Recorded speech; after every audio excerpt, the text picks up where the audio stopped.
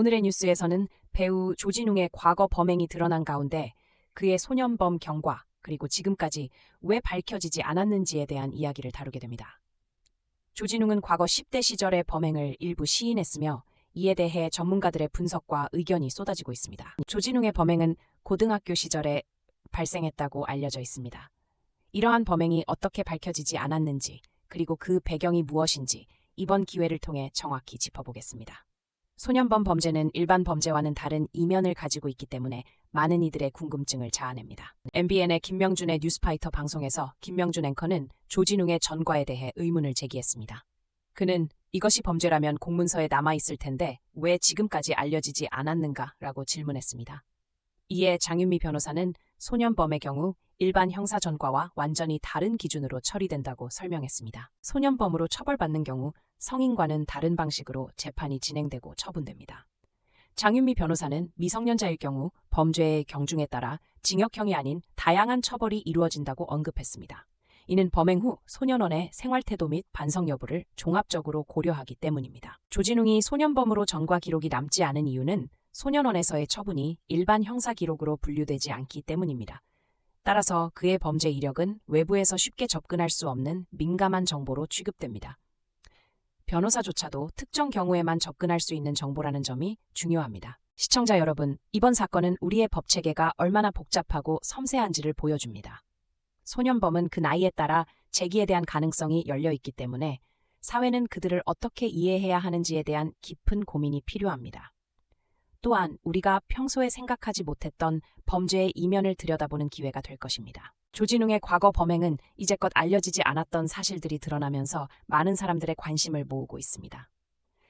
그가 왜 이 시점에서 과거를 인정하게 되었는지, 그리고 법적 시스템이 어떻게 작동되는지를 알려주는 중요한 사례로 남을 것입니다. 이를 통해 우리는 범죄에 대한 시각을 다시 한번 점검할 필요가 있습니다. 여러분에게 질문을 던지고 싶습니다. 우리는 소년범에 대해 얼마나 알고 있을까요?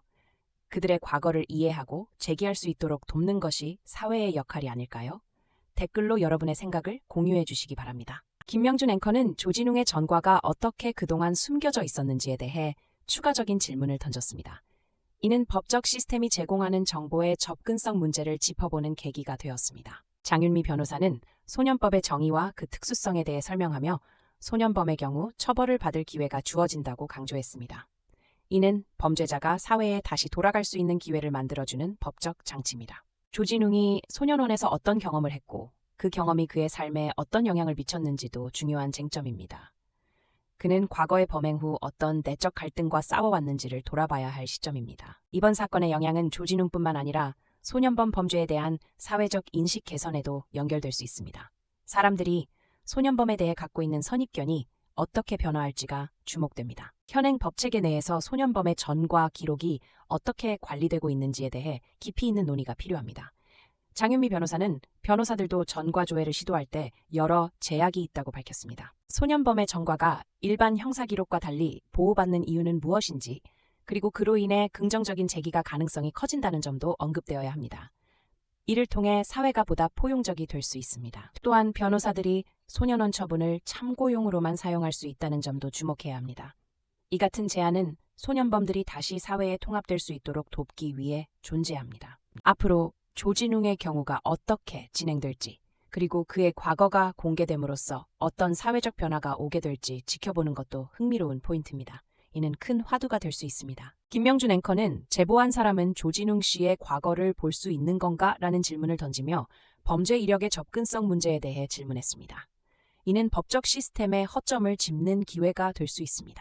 이에 대해 장윤미 변호사는 타인은 전혀 접근할 수 없다고 답하며 이는 매우 민감한 사안임을 거듭 강조했습니다. 소년범의 역사가 얼마나 보호받아야 하는지를 생각해볼 문제입니다. 이번 사건 이후로 우리는 소년범에 대한 인식을 다시 한번 점검해야 할 시점입니다.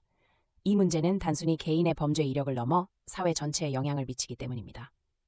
조진웅의 과거가 밝혀진 것을 계기로 법적 시스템이 소년범들을 어떻게 대하고 있는지를 살펴보는 것이 중요합니다. 이들을 어떻게 지원할 수 있을지를 함께 논의해야 합니다. 조진웅이 고백한 범행은 이제 우리는 어떤 태도를 가져야 할지에 대한 중요한 질문을 던집니다. 범죄자에 대한 사회의 반응은 그들의 제기에 어떤 영향을 미칠까? 소년범들이 사회에 복귀할 수 있는 기회를 제공하는 것이 얼마나 중요한지를 다시 한번 생각해 봐야 합니다. 그들을 위한 지원과 이해가 필요합니다. 이번 사건은 단순히 한 개인의 범죄를 넘어서 우리의 사회가 어떻게 범죄를 바라보는지를 재조명하게 됩니다. 우리는 어떤 변화를 만들어야 할까요? 조진웅의 과거로 인해 우리는 법적 시스템의 투명성과 접근성이 얼마나 중요한지를 배울 수 있습니다. 이 시스템은 범죄자들에게 재기의 기회를 제공할 수 있는지 다시 한번 고민해야 합니다. 장윤미 변호사는 소년범의 정보는 매우 민감하기 때문에 쉽게 접근할 수 없다고 강조했습니다. 이는 소년범이 사회에 적응하는 데 도움을 주는 중요한 요소입니다. 따라서 조진웅의 경우를 통해 소년범에 대한 사회적 인식을 개선할 수 있는 기회를 찾아야 할 것입니다. 범죄가 단순히 처벌받는 것으로 끝나는 것이 아니라는 점을 인식해야 합니다. 또 이러한 법치를 더다리 익스테가 너무 작동되가 또 각색 통해 전가와 기로한 장치적 좋은 피담 피어데스. 조진웅의 범행에 대한 분석은 단순한 사건을 넘어 우리의 사회가 처벌과 재활에 대한 다양한 접근을 고민하게 만듭니다. 과거의 범행은 그 사람의 전부가 아닙니다. 소년범으로서의 조진웅의 위치에서 우리는 어떻게 그들을 다시 사회로 이끌어줄지에 대한 해법을 찾아야 합니다.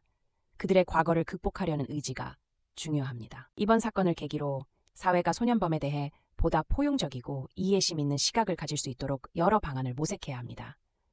우리는 방향을 잘 잡아야 합니다. 조진웅의 과거를 알게 되는 것이 나쁜 것이 아닙니다. 오히려 그런 사례를 통해 우리가 무엇을 배우고 어떻게 변해야 할지를 고민하는 계기가 되어야 합니다. 장윤미 변호사의 발언처럼 소년법의 진행 과정을 잘 파악하고 이해하는 것이 필요합니다.